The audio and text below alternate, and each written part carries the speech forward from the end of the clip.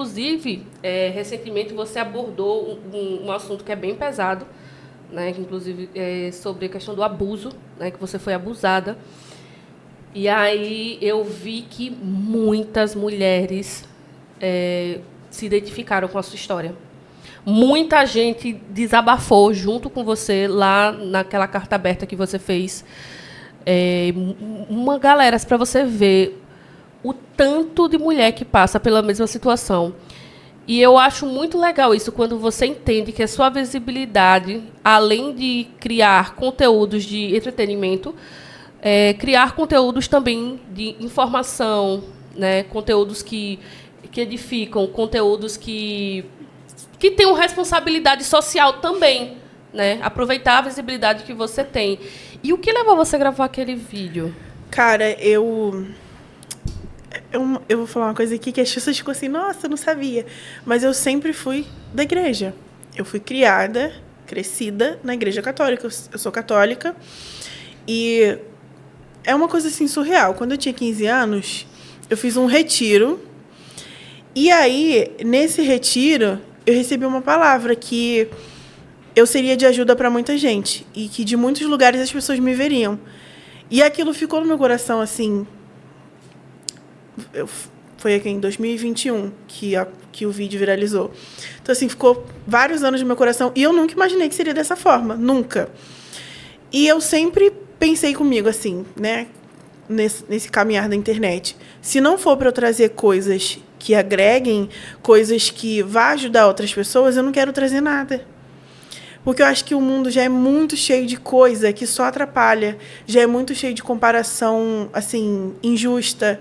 Porque são pessoas que cativam em você uma comparação de coisas que você não pode ter.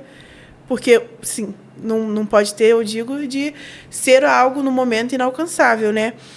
E eu ficava pensando comigo, eu não vou ser esse tipo de pessoa, eu não quero ser esse tipo de pessoa. Ano passado, foi acho que na época de novembro mesmo, fizeram um exposit meu. No TikTok? No TikTok. Mas quem? Não sei. Até hoje não sei. Sabe? Foi um perfil fake. Um perfil fake. Eu até cheguei a encaminhar para a delegacia e até hoje eu não tive retorno, né? Não, isso é preocupante, né? Porque a delegacia que resolve essas questões de internet tem que funcionar, gente. É sério, é muito sério o que acontece. Sério. O que acontece. E assim, não foi um perfil, dois perfis, foi 3 perfis. 3 perfis? 3 perfis. Provavelmente pela mesma pessoa, porque eu acho que caía e a pessoa ia, criava outro. Gente. E ela, nesse exposit, a pessoa contava a minha história. Mas não contava a minha história de fato. Era de maneira distorcida. E, assim, pra mim, foi muito ruim. Foi, assim, acho que foi a época que eu mais pensei em desativar tudo, esquecer tudo e fingir que eu nunca existi. Isso em dezembro? Isso no ano passado. Caraca. E aí eu fiquei até, foi uma época até que eu fiquei, assim, algumas semanas, assim, sem aparecer, sem postar nada, porque, assim, a minha cabeça pirou, eu surtei. Porque eu nunca tinha trago a público a minha história, essa parte da minha história sobre o abuso, nunca. Era uma coisa, assim, que minha família próxima, mãe, irmãs, meus amigos, e ainda assim não era uma coisa aberta que eu conversava com eles, mas eles tinham consciência porque às vezes você vai vivendo a vida, você tem que compartilhar algumas coisas com as pessoas mais próximas. Desabafando, E nunca, eu não queria trazer isso a um público, porque a internet acha que são juízes e, enfim, é um caos. Então, o meu maior medo era que caísse na internet. Mas eu pensava, quem sabe? Eu, minha família e os meus amigos. A não ser que tenha um Judas entre nós. Só que outras pessoas também sabiam, né? Parentes sabiam. E, assim, não estou dizendo que foi. Eu não sei quem foi, na verdade, né? Não faço a mínima ideia de quem tenha sido. Porque tem como descobrir o ID, tá? Do lugar eu que foi tentei feito. muito, eu coisei pessoas para poder fazer como? isso. E a gente não conseguiu. E, assim, foi muito surreal. A pessoa fazia carrossel, vídeo, botava foto minha, criança, fotos que tinham no meu Instagram antigo. Botava, tipo, ela é mentirosa, ela... Assim, eu não vou falar porque eram coisas muito pesadas, por isso que sempre caía o perfil. E me bloqueava. Eu não tinha acesso a esses perfis. Chegava a mim porque as minhas seguidoras falavam, olha, Tassi, que estão falando de você, o que postaram sobre você. E, assim, me arrasou muito naquela época. E eu não tinha muito medo de fazer terapia. Muito medo. Por quê? Porque eu tinha medo de que se eu entrasse na terapia, eu desenterrasse alguma coisa que eu achava que tinha enterrado. Ah, tá. Porque eu achava que essa história, pra mim, eu tinha enterrado, que eu tinha superado. Pra você era melhor fingir que aquilo não existiu. Na minha cabeça, se eu Do que se fingisse, curar. nunca existiu. Aham. Entendeu? E aí, eu fiquei muito mal, eu tive que fazer um pronunciamento, eu fiz um vídeo.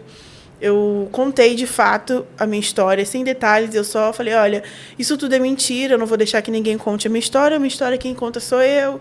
E, assim, repugno quem seja essa pessoa, porque é uma pessoa muito cruel. Trouxe uma dor muito forte à tona. E, assim, foi muito ruim mesmo. Depois disso, em janeiro, fevereiro, por aí, fizeram outro. Postando a mesma coisa. Só que aí eu consegui... Eu joguei lá para minha família e eu falei assim, a gente vai derrubar esse perfil, porque eu não vou passar por isso de novo. E aí acabou que o perfil sumiu.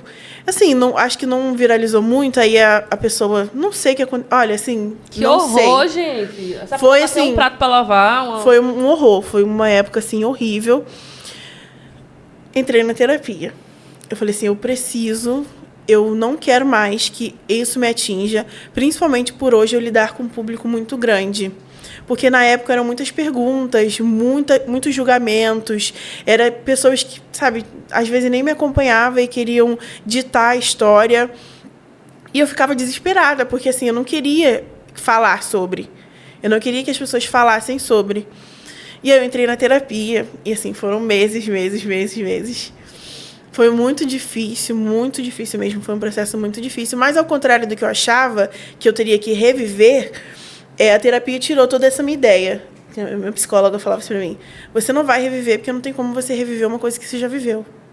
Sim. Entendeu? E a gente fica na cabeça de que vai doer igual. Dói, porque é um episódio assim na vida... que ninguém na vida merece ter. É você abrir uma ferida que não tá curada, e aí você meio que tira a casquinha dela, né, para cuidar dela de novo ali, até ela voltar e a pele voltar a ser como era antes. Sim, É, tipo e assim, foi um processo. Assim, não vou dizer que eu estou 100% desse processo, Não, o mas eu processo é caminhei longo. muito. Porque isso aconteceu, eu tinha 8 anos. Então, o que aconteceu? Eu cheguei, né, à conclusão... Não precisa se entrar a fundo, tá? Não, Pra eu cheguei à conclusão da terapia de que eu precisava falar. Que eu acho que eu passei todos aqueles anos, 15 anos, sem falar. Falar para as pessoas que lhe acompanham. Não falar para os meus amigos, falar abertamente. Eu nunca tinha falado a palavra... Não sei se pode falar aqui. Cai, será? Abuso? Não. Não, tá. Entendeu? Entendi. Eu nunca tinha falado em voz alta. Nunca, em 15 anos. Então eu cheguei à conclusão de que guardar para mim, fingir que que nunca tinha acontecido, não tirava o fato de que aconteceu. E aí o que eu fiz? Sentei com os meus amigos, falei, é isso, contei a minha história. Meus amigos próximos, claro. Sentei com a minha família, falei, é isso. E aquilo foi tirando um peso de dentro de mim. Brinquei, né? Falei, é um processo de cura, porque a gente acaba ficando doente mesmo, sabe? Você vive a sua vida inteira e tudo que você faz, no final, se remete a isso. Como se você tivesse resumido a isso, e não é verdade. Então, o meu intuito de compartilhar foi porque eu entendi que, se a gente não falar, a gente vai morrer engasgada com isso. A gente precisa falar, porque a gente não fala porque a gente tem vergonha. Falar e pedir ajuda. E pedir ajuda, principalmente. Eu não precisava ter vergonha de relatar o que aconteceu comigo, porque eu fui a vítima. Eu não fui culpada. Quem tem que ter vergonha são os culpados. Quem é coberta. Quem é coberta, Quem isso. faz exposit. Não, e quem é coberta, cara, eu acho que é a pior raça de gente que existe, sabe? Pra mim, quem achar é de coberta... duvidar da vítima, de achar que... Ai, cara, quem que foi? Pelo amor de Deus. Pra mim, quem duvida, quem é coberta tá andando páreo a páreo. Isso. Então, assim, eu falei, eu vou abrir, porque eu ajudo mulheres com autoestima, né? Eu falo disso o tempo todo no meu perfil. Muitas mulheres gordas me acompanham e a gente trata muito disso. Eu falo sobre cabelo, eu falo sobre a nossa realidade, assim, digo de questão financeira mesmo, porque a gente tem um perfil que fala e vive a nossa realidade. igual você tem, que você mostra, igual você falou que se identifica. Só que a gente paga um preço muito alto por isso, né? Eu sempre digo que a gente leva a primeira lapada da vida. A gente paga um preço alto, porque as pessoas cobram muito. Ah, porque eu queria ver a realidade na internet, porque a blogueira só mostra isso bonito, isso aqui. Só mostra tudo bonito. Quando a gente mostra a realidade, eles também se chocam. Quando a gente mostra a realidade, eles ficam, meu Deus, o que tá acontecendo? Por quê? Tipo, como que você... E você tá assim porque você quer, você tá passando por isso porque você quer. Isso. Porque você poderia ter feito assim, assim, assim, assado. Como se soubessem da nossa vida de uma forma, sabe? É isso. E aí, tipo, você fica assim, ué, mas vocês pediram tanto pra ver a realidade que quando vê a realidade tá errada. Se chocam. Tipo assim, são os primeiros que pedem, que acham que tudo é falsidade, são os primeiros que se chocam quando vê a realidade. Tipo, gente horrorizada porque o guarda-roupa tá desarrumado. Gente, eu tenho certeza absoluta que se abrir metade dos guarda-roupa por aí, eles vão estar iguais. Se tu entrar no meu closet e cair tudo em cima de tu. Entendeu? Então, assim... Aí, pô, você não tem nem vergonha de falar isso? Não. Se essa é a minha verdade, se essa é a minha história, se essa é a minha realidade, é ela que eu vou levar. Sabe? Eu, infelizmente, tive que falar disso a impulso de coisas, assim, horríveis, de atitudes feias. Você se sentiu forçada a falar isso? Na primeira vez, sim. Na primeira vez, eu tinha que dar um pronunciamento, tinha que falar alguma coisa, porque... Era muita mensagem, eram muitos comentários. E trancava tudo que era lugar de comentário. E eu não sei de onde brotava mais e brotava mais. Então, eu me senti muito forçada a falar sobre isso. Porque, como eu falei, não era uma coisa que eu, naquele momento, queria trazer. Mas essa segunda vez da carta aberta foi uma coisa espontânea minha mesmo, uma vontade minha. Eu senti no meu coração que eu precisava falar. E você se libertou? Cara, hoje eu me sinto muito melhor, muito melhor. Tem vários passos, né? Aquela carta foi um primeiro passo e, assim, eu me sinto muito melhor. Porque eu não sinto mais o peso de ter que esconder algo por achar que eu tinha alguma responsabilidade com aquilo. Eu não tenho que ter vergonha daquilo. E aí, na minha cabeça, eu pensei assim, quantas pessoas não estão sofrendo, tipo, muitos anos em silêncio, e a única coisa que elas precisam é falar. Usar seu espaço também para alertar, né? O cuidado, alertar muito. Alertar, pedir ajuda, a falar, botar para fora, porque muitas vezes a gente, né, pode chegar a se limitar, né, achar que você é uma coisa que você não é, por conta disso que aconteceu, né?